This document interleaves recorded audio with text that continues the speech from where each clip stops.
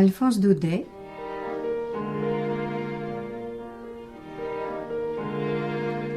Les lettres de mon moulin. Les étoiles, récit d'un berger provençal.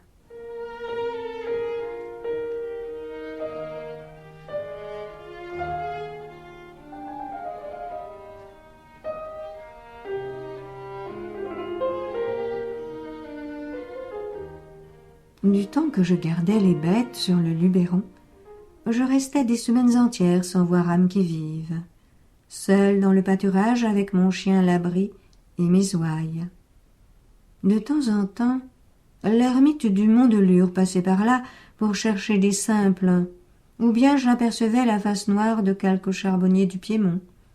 Mais c'étaient des gens naïfs, silencieux à force de solitude, ayant perdu le goût de parler et ne sachant rien de ce qui se disait en bas dans les villages et les vignes. Aussi, tous les 15 jours, lorsque j'entendais sur le chemin qui monte les sonnailles du munet de notre ferme m'apportant les provisions de quinzaine, et que je voyais apparaître peu à peu au-dessus de la côte la tête éveillée du petit Millard, garçon de ferme, ou la coiffe rousse de la vieille tante Norade, j'étais vraiment bien heureux. Je me faisais raconter les nouvelles du pays d'en bas, les baptêmes, les mariages. Mais ce qui m'intéressait surtout, c'était de savoir ce que devenait la fille de mes maîtres, notre demoiselle Stéphanette, la plus jolie qu'il y eût à Didius à la ronde. Sans avoir l'air d'y prendre trop d'intérêt, je m'informais si elle allait beaucoup aux fêtes, aux veillées, s'il lui venait toujours de nouveaux galants, et à ceux qui me demanderont ce que ces choses-là pouvaient me faire, à moi, pauvre berger de la montagne, je répondrai que j'avais 20 ans, et que cette Stéphanette était ce que j'avais vu de plus beau dans ma vie.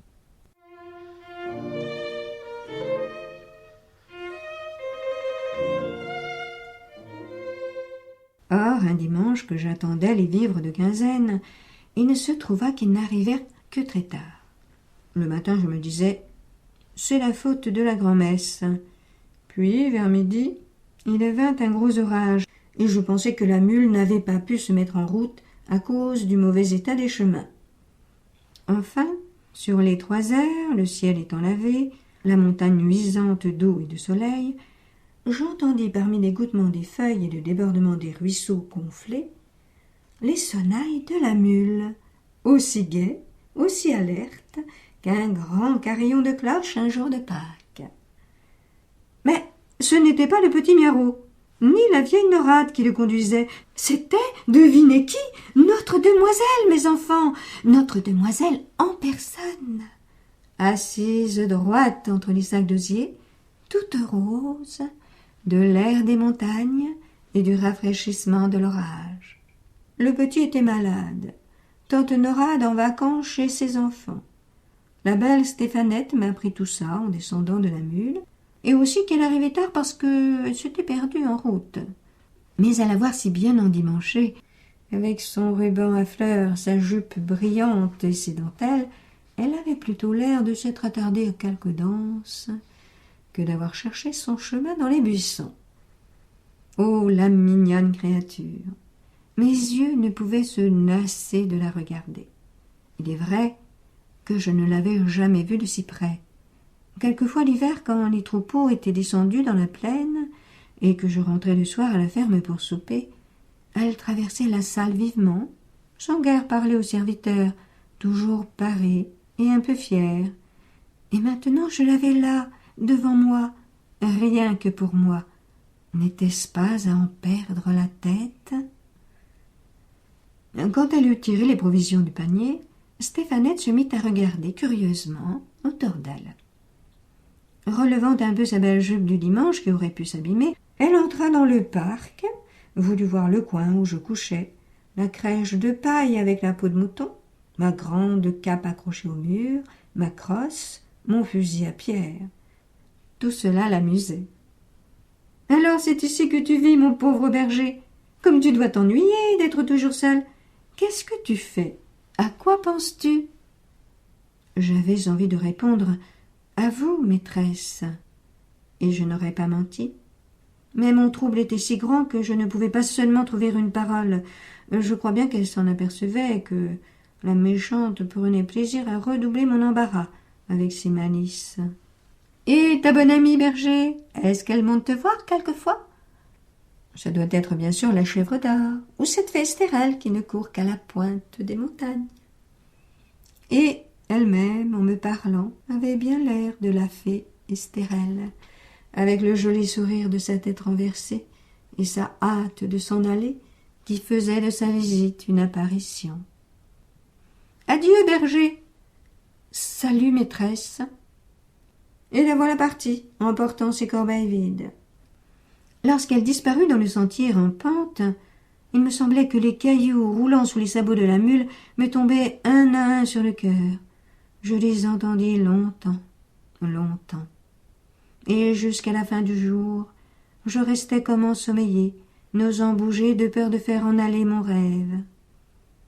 Vers le soir, comme le fond des vallées commençait à devenir bleu, et que les bêtes se serraient en bêlant l'une contre l'autre pour entrer au parc, j'entendis qu'on m'appelait dans la descente, et je vis paraître notre demoiselle, non plus rieuse ainsi que tout à l'heure, mais tremblante de froid, de peur, de mouillure. Il paraît qu'au bas de la côte, elle avait trouvé la sorgue, grossie par la pluie d'orage, et qu'en voulant passer à toute force, elle avait risqué de se noyer. Le terrible, c'est qu'à cette heure de nuit, il ne fallait plus songer à retourner à la ferme, car le chemin par la traverse, notre demoiselle n'aurait jamais su s'y retrouver toute seule, et moi, je ne pouvais quitter le troupeau. Cette idée de passer la nuit sur la montagne la tourmentait beaucoup, surtout à cause de l'inquiétude des siens. Moi, je la rassurais de mon mieux. En juillet, les nuits sont courtes, maîtresse. Ce n'est qu'un mauvais moment. Et j'allumai vite un grand feu pour sécher ses pieds et sa robe tout trempée de l'eau de la sorgue. Ensuite, j'apportai devant elle du lait, des fromageons, mais la pauvre petite ne songeait ni à se chauffer ni à manger, et de voir les grosses larmes qui montaient dans ses yeux, j'avais envie de pleurer, moi aussi. Cependant, la nuit était venue tout à fait. Il ne restait plus sur la crête des montagnes qu'une poussière de soleil, une vapeur de lumière du côté du couchant. Je voulus que notre demoiselle entrât se reposer dans le parc. Ayant étendu sur la paille fraîche une belle peau toute neuve, je lui souhaitai la bonne nuit et j'allai m'asseoir dehors, devant la porte. Dieu m'est témoin que malgré le feu d'amour qui me brûlait le sang, aucune mauvaise pensée ne me vint, rien qu'une grande fierté de songer que, dans un coin du parc, tout près du troupeau curieux qui la regardait dormir, la fille de mes maîtres, comme une brebis plus précieuse et plus blanche que toutes les autres, reposait, confiée à ma garde. Jamais le ciel ne m'avait paru si profond, les étoiles si brillantes.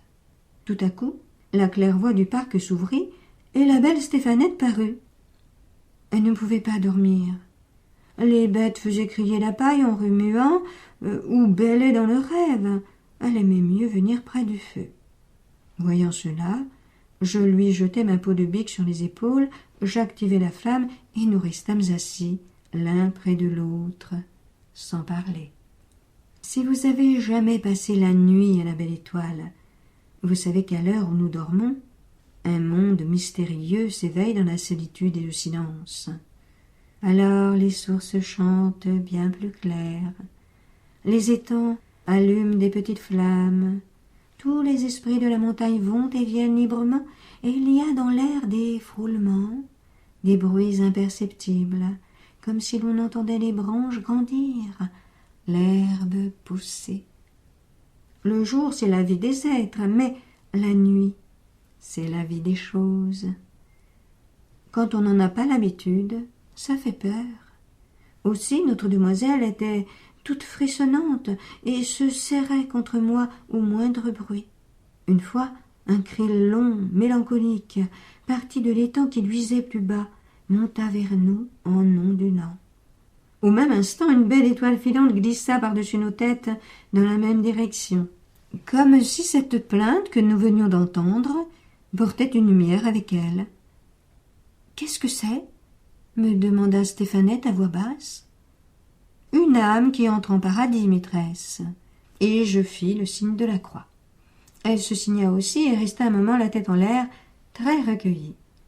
Puis elle me dit : « C'est donc vrai, berger, que vous êtes sorciers, vous autres ? » ?»« Nullement, notre demoiselle, mais ici nous vivons plus près des étoiles, et nous savons ce qui s'y passe mieux que les gens de la plaine. » Elle regardait toujours en haut, la tête appuyée dans la main, entourée de la peau de mouton, comme un petit pâtre céleste. « Qu'il y en a ! Que c'est beau ! Jamais je n'en avais tant vu. Est-ce que tu sais leur nom, berger ? » ?»« Mais oui, maîtresse. Tenez, juste au-dessus de nous. Voilà le chemin de Saint-Jacques. » La voie lactée.